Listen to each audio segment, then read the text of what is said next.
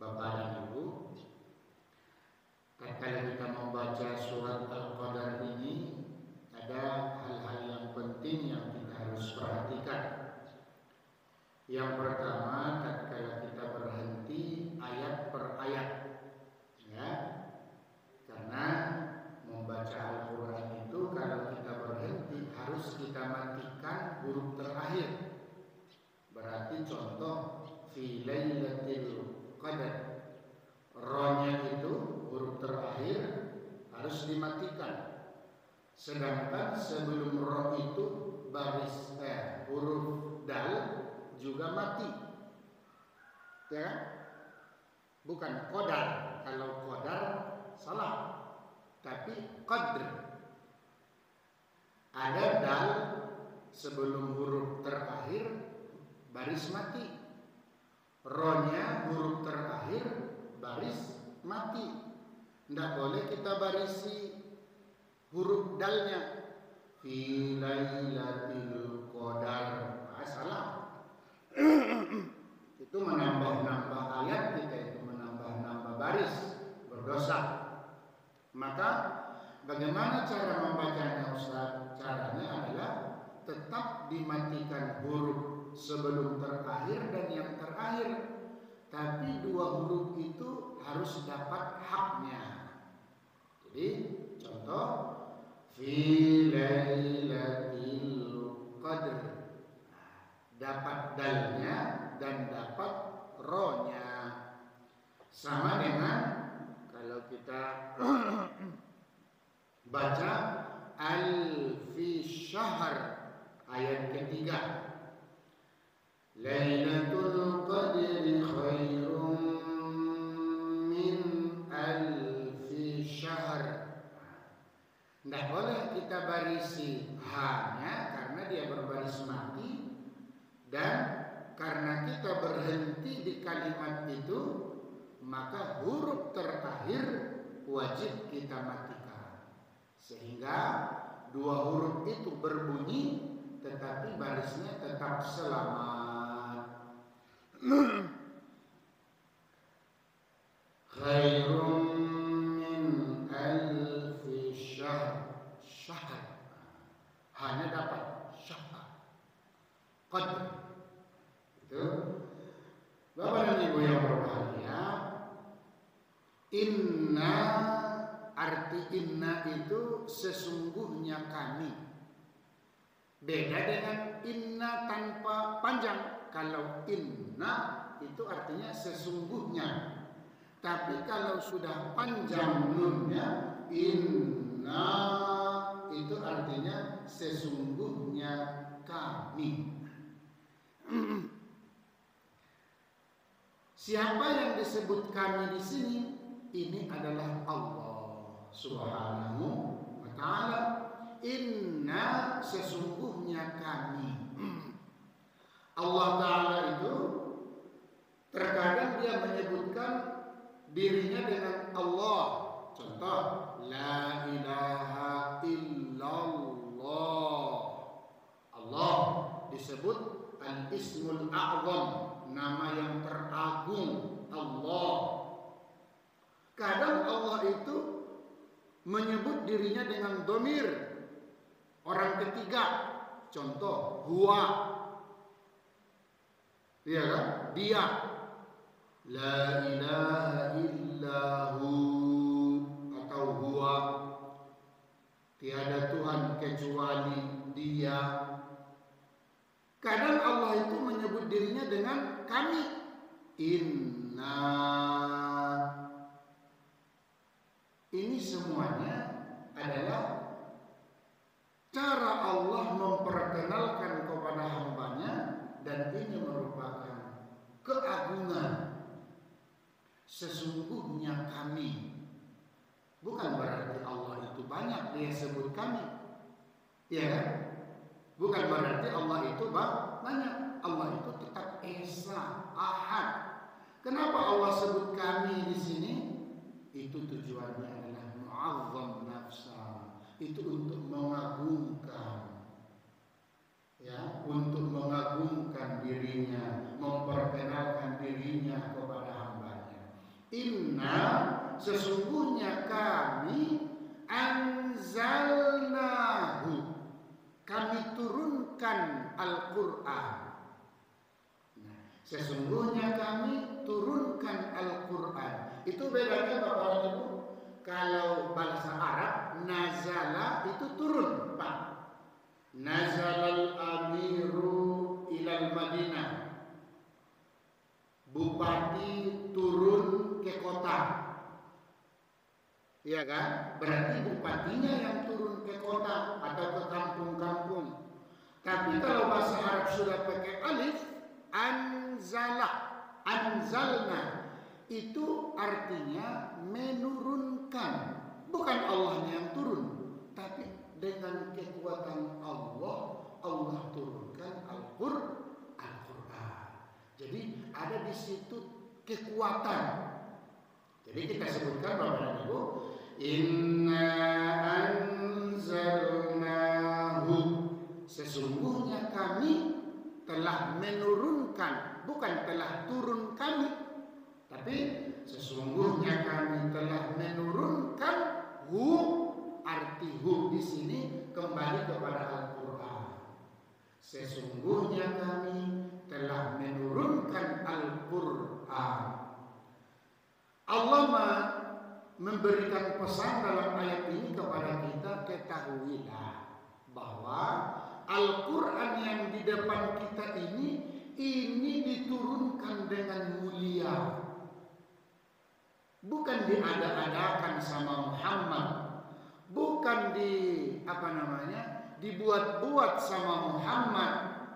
Di zaman Quraisy, zaman Nabi dulu, ada yang mengatakan ini Muhammad ini membuat-buat ayat saja ini, katanya. Ada yang mengatakan ini Muhammad ini tukang sihir, tukang syair, pembuat puisi. Semuanya terbantahkan. Yang membantahnya Allah Subhanahu wa taala.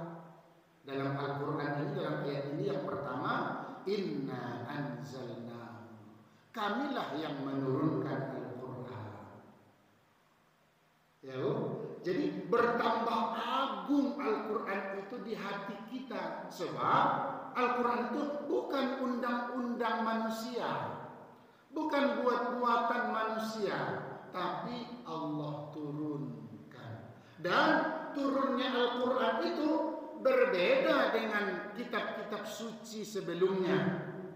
Bapak dan Ibu yang berbahagia, ini tepat betul dikaji kita menjelang Ramadan ini tentang nuzulul Quran.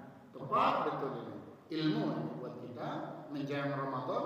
Sekitar 2 bulan lagi sudah masuk bulan Ramadan, dan programnya sudah kita buat, ada 15 program.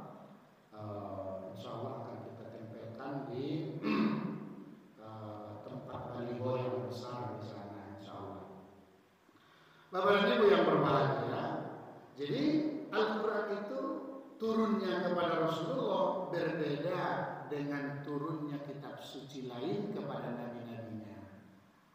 Kalau Nabi Musa nih sekumpulan buku-buku, lembaran-lembaran suhufi Ibrahim, suhuf itu lembaran-lembaran kertas, Allah langsung kasih nih. Tapi Al-Quran tidak. Nah, ulama berpendapat dengan ayat yang pertama dari surat Al-Qadar ini, bahwa Al-Quran itu secara utuh dari surat Al-Fatihah ke surat An-Nas, biarpun berbeda-beda kalau urutannya itu wallahu a'lam, Allah turunkan satu Al-Quran itu penuh dari Lauhil Mahfuz ke Baitul Izzah di langit yang pertama di dunia, itu pada bulan Ramadan di Lailatul Qadar. Jadi turunnya Al-Quran itu ada 3 kali turun. 3 kali turun. Yang pertama, sesuai dengan ayat ini, bahwa Al-Quran itu turun belum kepada Rasulullah yang pertama, tapi dari Baitul Ma'mur ke ke Baitul Izzah, langit yang pertama itu pada bulan Ramadan di malam Lailatul Qadar. Itu yang pertama. Ada yang berpendapat, Bapak dan Ibu, makanya disebut namanya malam Qadar. Apa arti Qadar itu, Ustaz? Qadar itu artinya penentuan, takdir. Udah takdirnya Ustaz, itu artinya sudah ketentuannya Allah, gitu kan? Qadar itu artinya ketentuan, penentuan. Sehingga di dalam Al-Quran Allah Subhanahu wa taala berfirman, Bismillahirrahmanirrahim. Ini ayatnya, Inna anzalnahu fi lailatin mubarakatin inna kunna munzirin fiha yufraqu kullu amrin hakim. Bahwa di malam Lailatul Qadar itu, disitulah Allah tentukan kejadian-kejadian setahun yang akan datang. Entah ada umur kita setahun lagi, di Lailatul Qadar itulah Allah tetapkan itu. Makanya disebut Lailatul Qadar. Itu yang pertama. Yang kedua, disebut Lailatul Qadar karena kemuliaannya, Pak. Malam itu sungguh sangat mulia. Kenapa mulia? Sebab Al-Quran itu turun di malam itu. Contoh, Pak. Kenapa 17 Agustus itu mulia di hati orang-orang Indonesia? Kenapa mulia? Karena itu hari kemerdekaan Republik Indonesia. Maka seluruh rakyat harus menanamkan itu di hatinya masing-masing. Sebab penjajahan yang dilakukan oleh Belanda, Jepang sungguh sangat menyakitkan. Maka kita merdeka. Maka 17 Agustus itu menjadi sakral. Itu baru 17 Agustus. Ini Al-Quran yang turun. Maka Qadar di sini artinya malam kemuliaan. Itu yang berbahagia. Lalu setelah turun Al-Quran itu dari Baitul Ma'mur ke Baitul Izzah, dari Baitul Izzah maka turunlah kepada Nabi Rasulullah Sallallahu Alaihi Wasallam sesuai dengan kejadian-kejadian dan masanya selama 23 tahun, Pak. Jadi Al-Quran ini turun kepada Rasulullah tidak serta-merta plok satu kali, enggak. Tapi Allah turunkan munajjama. Allah turunkan, Pak, berangsur-angsur ayat per ayat. Kadang-kadang 5 ayat, kadang-kadang 3 ayat. Lalu Allah sebut melalui Jibril, Muhammad, letakkan ayat ini antara ayat ini dengan ayat ini. Letakkan ini dalam surat ini. Letakkan ini, maka terjadilah seperti saat ini. Al-Quran itu teratur sesuai dengan tilawahnya. Apalagi yang berbahagia 23 tahun Al-Quran itu turun kepada Rasulullah Sallallahu Alaihi Wasallam. Berapa tahun, Bu? 23 tahun. Wow. Ini ada sedikit ilmu yang bisa kita dapatkan. Ternyata sama dengan hidayah juga, petunjuk. Petunjuk itu datang kepada seseorang itu tidak serta-merta plak seperti cahaya langsung terang, tidak. Petunjuk itu datang sedikit-sedikit. Kadang-kadang melalui kejadian dapat masuk cahaya itu ke hati kita sedikit. Iya kan? Kadang-kadang dengan melalui umur hidayah itu datang. Ya. Kadang-kadang dengan melalui pengajian, sedikit saja pengajian itu, tapi langsung masuk cahaya ke hati kita. Kadang-kadang kita bertemu dengan teman, itu menjadi asbab hidayah. Kadang-kadang kita pergi ke kebun, ya, pergi ke sawah, tiba-tiba kita lihat itu menjadi penyebab hidayah. Jadi hidayah itu Bapak dan Ibu, pertama dia harus dijaga, dipelihara. Dijaga, dipelihara. Tidak bisa tiba-tiba orang itu langsung jadi orang soleh, orang heboh, tidak bisa. Dia datang sedikit-sedikit. Kita mau membuka hati kita. Kita mau. Itulah yang disebut Al-Quran. Inna anzalnahu fi lailatul qadar. Maka Al-Quran itu turun kepada Rasulullah. Yang pertama kali ayat Al-Quran turun kepada Rasulullah itu surat apa Pak? Surat Al-Alaq. Ayat 1 sampai 5. Apa suratnya, Bu? Iqra bismi rabbikal ladzi khalaq. Khalaqal insana min 'alaq. Iqra wa rabbukal akram. Alladzi 'allama bil qalam. 'Allamal insana yang pertama kali turun kepada Rasulullah. Kita tahu sejarahnya dan ini sudah membumi di tengah-tengah umat Islam. Turun kepada Rasulullah di Gua Hira. Sewaktu Rasulullah yatahannaf, beribadah di situ, berdiam diri di situ, mengasingkan dari masyarakat, tiba-tiba malaikat Jibril dengan utusan Allah datang kepada Rasulullah. Iqra. Langsung perintah, tidak ada cerita-cerita, perintah langsung Iqra. 2. Yang ketiga, Al-Quran itu kan Al-Quran itu mulia karena Allah turunkan. Yang kedua tadi Al-Quran itu turunnya di Lailatul Qadar, mulia, bukan langsung jadi. Yang ketiga Bapak dan Ibu, Al-Quran itu mulia karena perantaranya itu langsung Jibril alaihissalam. Dan itu disebutkan dalam ayat ini namanya.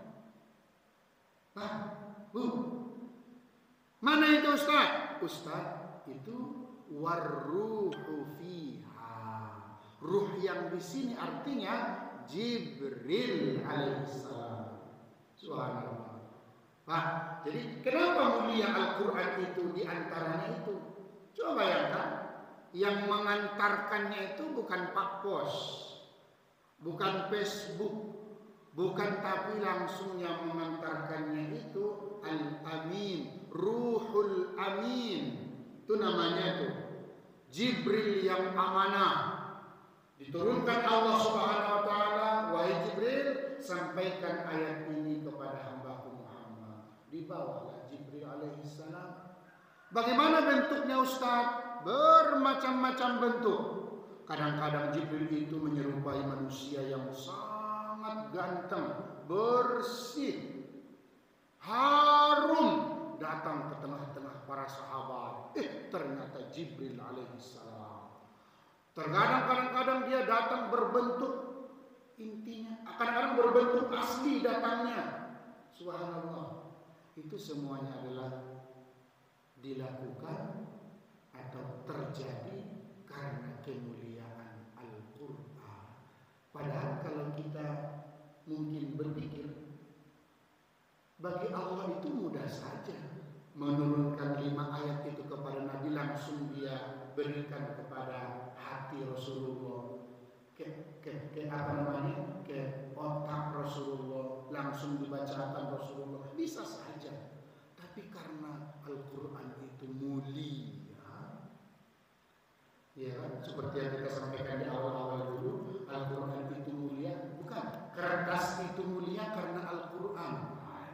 Kertas saja mulia karena Al-Quran, apalagi orang yang mempelajari Al-Quran.